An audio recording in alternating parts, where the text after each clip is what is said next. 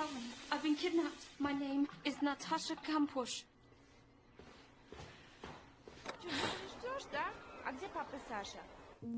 Halo guys, selamat datang di Enigma Channel yang membahas film-film keren yang mungkin belum sempat kalian tonton karena kesibukan kalian masing-masing.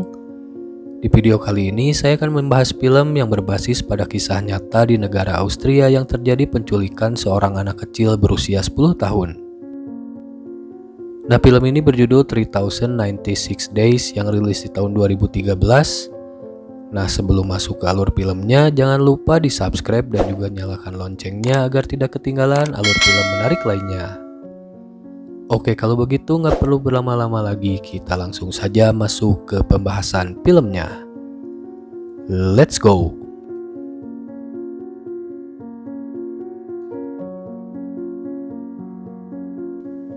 Film ini diawali dengan diperlihatkannya seorang gadis yang bernama Natasha Kampusch yang sedang bermain ski dengan seorang pria yang bernama Wolfgang. Nah, di situ si Natasha pun bilang kalau dia pengen ke toilet sebentar, lalu si Wolfgang pun memeriksa terlebih dahulu kondisi toiletnya. Dan setelah ngerasa aman, si Natasha pun diperbolehkan masuk ke dalam toilet.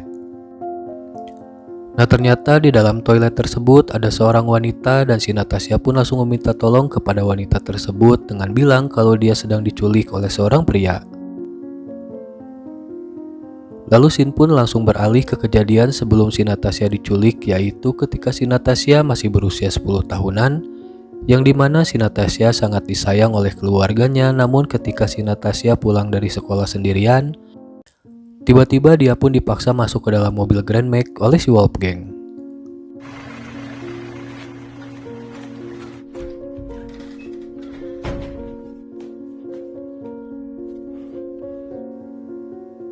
Nah, si Natasha pun disembunyikan di ruangan bawah tanah yang berukuran sangat kecil di rumahnya si Wolfgang. Lalu setelah 3 hari si Natasha hilang, semua polisi pun mencari ke seluruh penjuru negeri untuk mencari si Natasha, yang akhirnya polisi pun menetapkan jika si Natasha sudah diculik dan polisi akan melakukan penyelidikan lebih dalam lagi.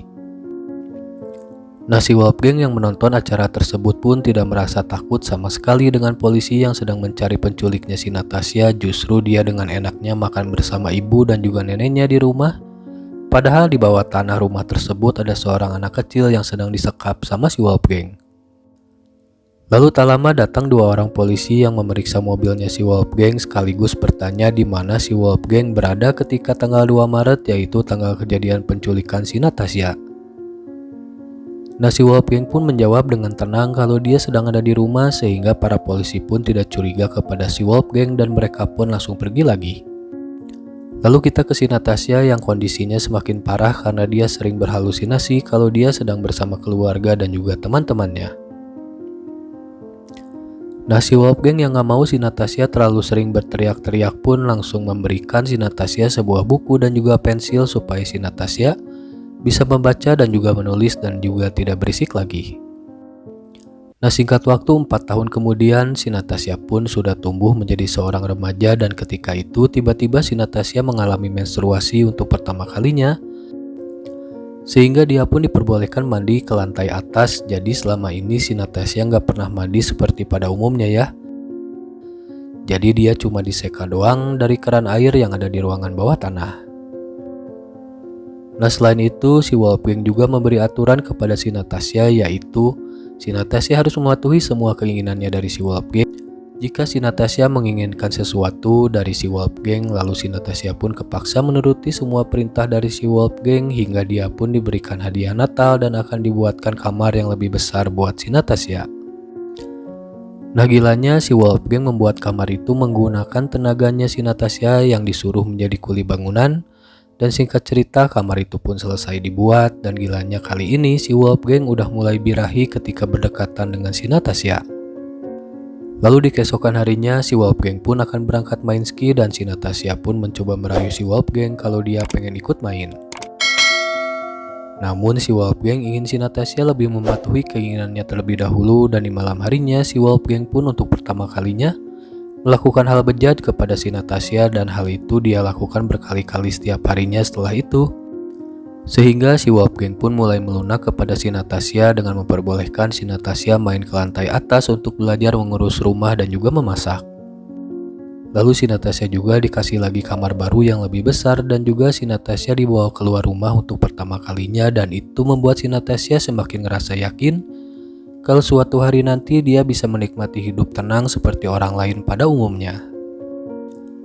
Nah, si Natasha pun dibawa ke toko cat dan diperbolehkan untuk memilih sendiri warna yang dia suka, dan singkat cerita kamar itu pun jadi. Ditambah si Wolfgang juga membuat sebuah minibar di rumah untuk ibu dan juga neneknya. Nah, anehnya si Wolfgang ini selalu punya duit dari mana ya? Bisa membuat semua ini tanpa bekerja yang jelas. Nah, di kamar baru si Wolfgang kali ini udah semakin birahi, bahkan dia sering menyuruh si Natasha untuk menggunakan baju yang seksi di hadapannya. Nah, kesempatan itu pun digunakan si Natasha untuk meminta si Wolfgang mengajaknya bermain ski, sekaligus dia juga bertanya kenapa dia menculik si Natasha karena banyak anak lain yang orang tuanya lebih kaya raya. Dan ternyata jawaban dari si Wolfgang ini tidak memikirkan harta sama sekali, justru dia kepincut sama si Natasha ketika si Wolfgang sedang membeli makanan di toko ibunya si Natasha, dan di sana dia pun ngeliat lucunya si Natasha yang masih berusia 9 tahun. Sehingga si Wolfgang pun langsung merencanakan membuat kamar di bawah tanah, dan dia buat kamar itu secara sendirian, dan dia juga menghabiskan waktu hampir 8 bulan. Nah, selain itu si Natasha juga selalu menuliskan semua kejadian yang dia alami sejak dia dibelikan alat tulis, termasuk kekerasan yang dilakukan sama si Wolfgang.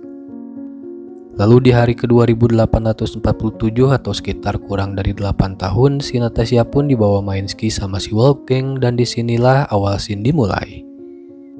Yang dimana si Natasha meminta tolong kepada seorang wanita di dalam toilet untuk membantunya kabur dari tempat tersebut, namun sayangnya wanita itu tidak peduli sama sekali, dan ketika wanita itu keluar dari toilet, udah pasti si Wolfgang langsung curiga, sehingga si Natasha pun langsung disiksa lagi sama si Wolfgang ketika pulang ke rumah. Lalu beberapa bulan kemudian si Natasha udah boleh lagi ke depan rumah sama si Wolfgang, dan ketika itu dia pun disuruh bersihin mobilnya si Wolfgang karena mobilnya mau dijual, sedangkan si Wolfgang lagi sibuk nerima telepon. Nah, si Natasha pun ngelihat pagar rumah yang gak dikunci, sehingga dia pun memanfaatkan kesempatan tersebut untuk melarikan diri sejauh mungkin. Lalu si Natasha pun masuk ke kebun seorang ibu-ibu, dan dia pun bilang kalau dia adalah korban penculikan, sehingga si ibu pun langsung menelpon polisi. Lalu tak lama polisi itu pun datang, dan mereka pun langsung membawa si Natasha ke kantor polisi sekaligus menghubungi keluarganya si Natasha. Nah, sedangkan si Wolfgang langsung mengakhiri hidupnya dengan menabrakkan diri ke kereta api karena dia nggak bisa hidup tanpa si Natasha, ditambah dia juga nggak mau dipenjara. Yang akhirnya si Natasha pun dijemput oleh kedua orang tuanya di kantor polisi, dan kejadian itu membuat heboh di seluruh negeri, dan si Natasha pun jadi incaran para wartawan pada saat itu. Nah, jadi itulah review singkat dari film 3096 Days 2013 yang sangat menginspirasi kita untuk terus berjuang dan jangan pernah menyerah dalam segala jenis situasi. Karena Tuhan akan selalu bersama orang-orang yang berusaha dan juga pemberani dalam hal yang positif tentunya. Jadi cukup sekian untuk review kali ini. Terima kasih bagi yang sudah menonton. Jangan lupa di subscribe, like, share, dan juga komen jika film yang ingin kita review. Semoga kalian sehat selalu. Sampai jumpa di review film menarik berikutnya. See you next time and bye-bye.